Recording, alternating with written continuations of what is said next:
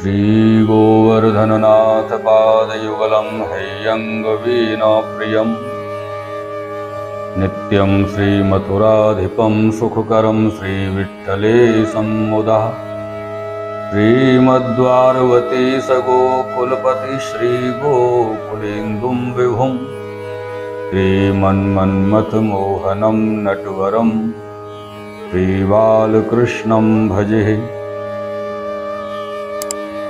यया चरणपद्मजा मुररिपो प्रियं भावुका समागमन तो भवत् सकलसिद्धिदा सेविताम् तया सदृशतां यात् कमलजास्पत्नीव यद् हरिप्रियकलिन्दया मनसि मे सदा स्थीयताम्। श्याम सुंदर श्रीयमुने महारानी की जय हो, श्रीवल्लभाधीश की जय हो, श्री गोसाई जी परम दयाल की जय हो, श्री गिरिराज महाराज की जय हो। सर्वप्रथम तो आप समस्त भगवत प्रणानुरागी प्रियजनों को चादर भगवत वंदन सह जय श्री कृष्ण। मेरे प्रियजनों, सर्वप्रथम तो हम और आप सब श्लोकार्थ को श्रवण करेंगे। ये 5वां श्लोक आप श्रवण कर रहे हैं। इससे पूर्व श्री यमुनाष्टकम के गूढ़ भाव के 18वें भाग तक आपने चतुर्थ श्लोक तक को श्रवण किया। अभी यह श्लोकार्थ है कि हे श्री यमुना जी, आपके साथ समागमन से भगवत चरण कमल से उत्पन्न श्री गंगा जी श्री मुरारी की प्रिय पात्र बनी तथा उसमें स्वसेवकों को सकल सिद्धियां प्रदान करने की सामर्थ्य भी आई। अतः आपकी समानता कौन कर सकता है और आपकी समानता में कौन आ सकता है?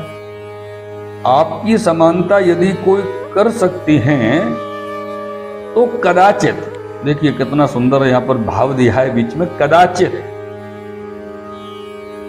संभावना है, हो भी सकता है और नहीं भी हो सकता है। ऐसा कदाचित आपकी अर्थात श्री ठाकुर जी की सपत्नी श्री लक्ष्मी जी कर सकती है।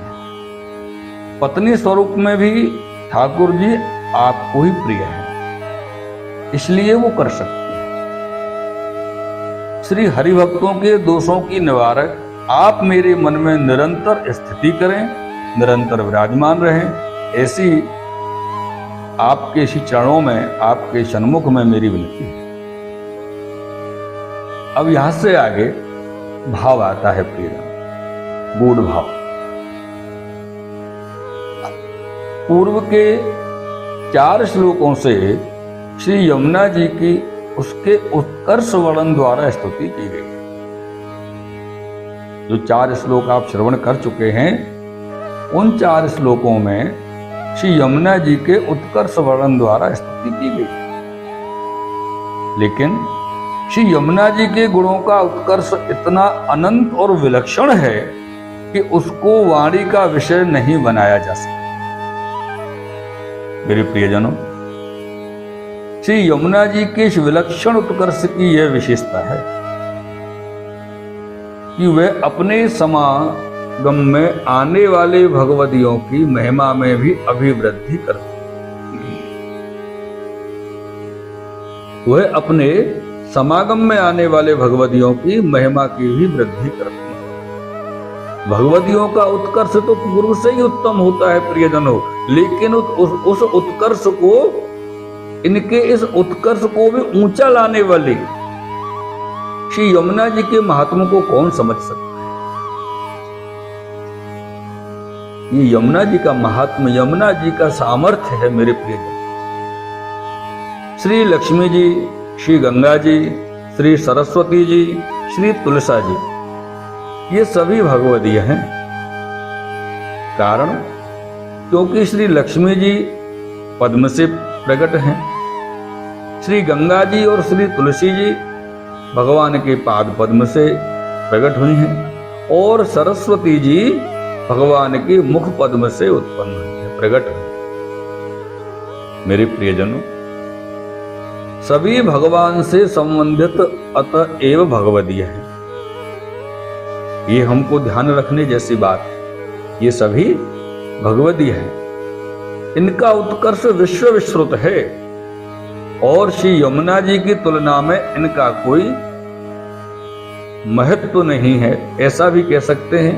या यमुना जी की तुलना में नहीं आती हैं, ऐसा कह सकते हैं, क्योंकि श्री यमुना जी का जो स्वरूप है वो भगवत समकक्ष है और ये भगवदीय है। अगर हम श्री गंगा जी के ही विषय में चर्चा करें, गंगा जी के विषय में ही विचार करें, तो प्रियजनों, भगवद पाद पद्म से प्रश्रवित श्री गंगा जी भगवदीय है। क्यों? क्योंकि भगवान के चरण कमल निर्दोष पूर्ण गुणों से समन्वित एवं स्वयं भक्ति स्वरूप है। इन्हीं गुणों का संक्रमण गंगा जी में भी हुआ है। कारण कि गुण कार्य में आते हैं, भगवत चरण कारण हैं और गंगा जी कार्य है। कारण गुणा कार्य गुणानामारंभका।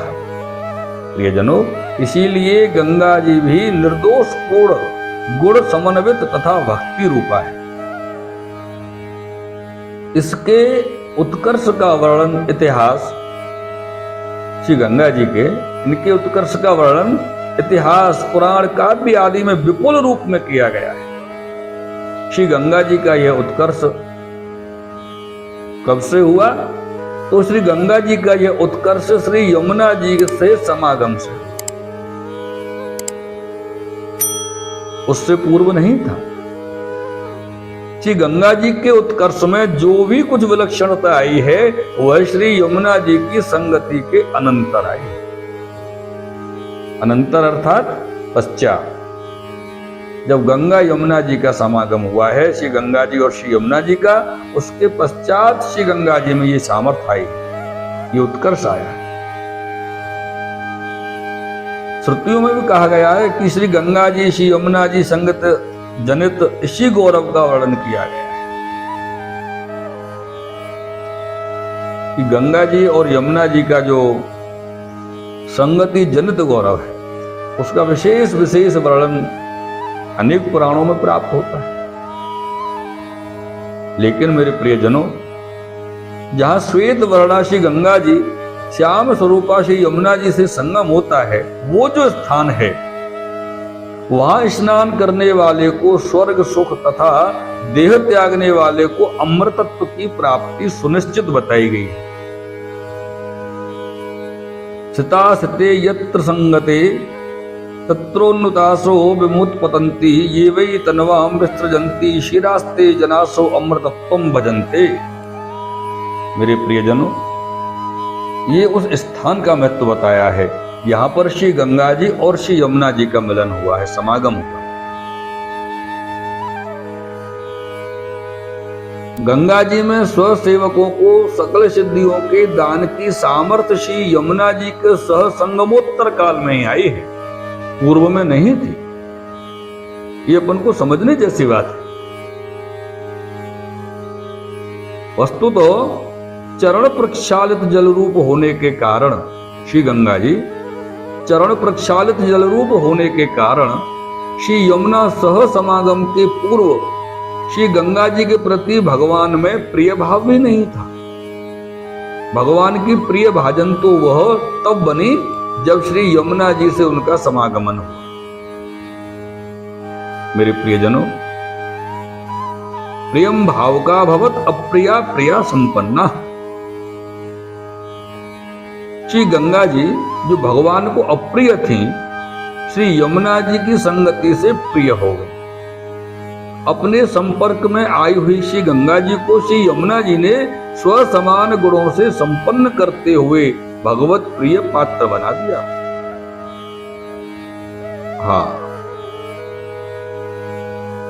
ये समझने जैसी बात है प्रियतम, कि जो श्री यमुना जी अपनी संगति से श्री गंगा जी को भगवत प्रिय पात्र बना देती हैं, गंगा जी को सामर्थ्य प्रदान कर देती हैं, अपने सेवकों को सकल सिद्धियों के दान की सामर्थ्य गंगा जी में जो आई वो श्री यमुना जी से प्राप्त हुई है। तो आप ये समझ लीजिए कि अगर हम जो जीव हैं, अगर हम जीव श्री यमुना जी का स्मरण करते हैं, यमुना जी का सेवन करते हैं, यमुना जी का भाव करते हैं, उनके प्रति दृढ़ता करते हैं, तो श्री यमुना जी हमारा श्री ठाकुर जी से मिलन समागमन क्यों नहीं कराएंगे। ये समझने जैसी बात है मेरे प्रिय। श्री यमुना जी ने स्वसमान गुणों से संपन्न करते हुए भगवत प्रिय पात्र बना दिया इनको, श्री गंगा जी को।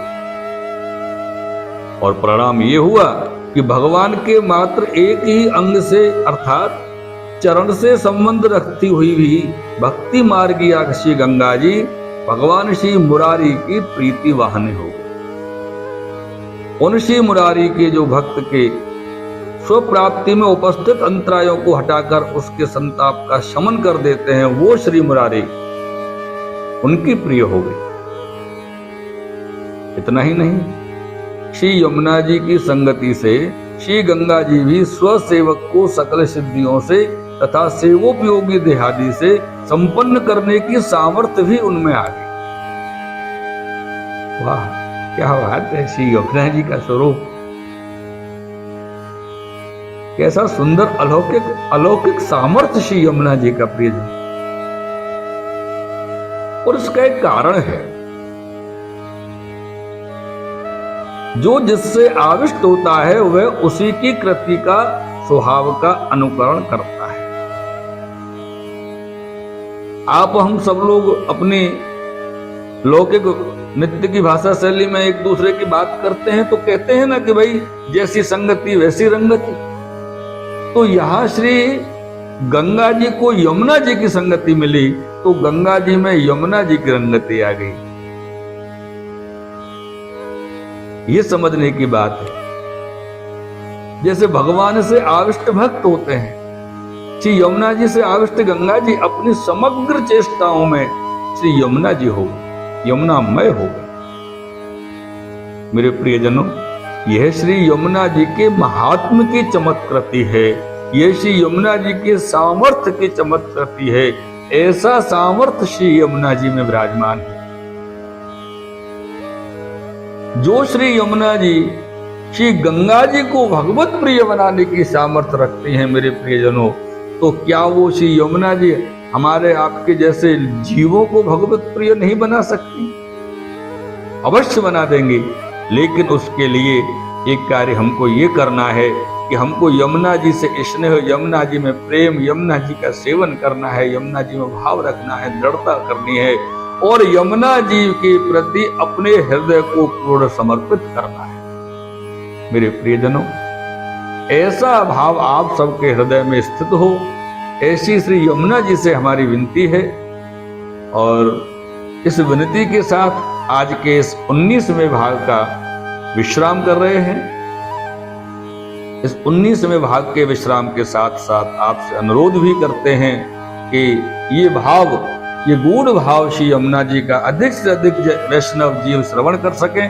उसके लिए आप अधिक से अधिक से अनेक वैष्णवों तक पहुंचाएं और सब्सक्राइब करें, शेयर करें, बेल आइकन दबाएं, वो सब करें जिससे कि सीधे सीधे आप तक ये श्री यमुना जी के भाव और अन्य श्री ठाकुर जी से संबंधित विषय आप तक पहुंचते रहें। ऐसा हमारा आप सबको अनुरोध है प्रियजनों।